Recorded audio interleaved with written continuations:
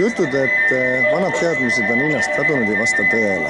Ka linnapargist me leiame ikkagi tantsitegijad ja leiame ka Eesti gruppi, kes usinasti harjutab tantsid ja meistri juhendusel.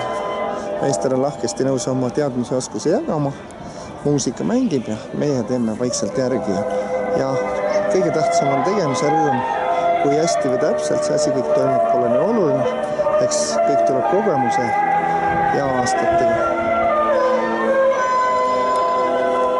Aga vähemalt on meil soov omandada uusi teadmisi, uusi kogemusi, harjutada.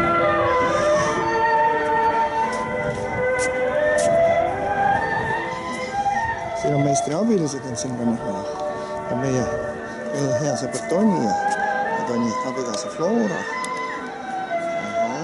Ka tema on tulnud täna meiega koos linnaparki võimlema.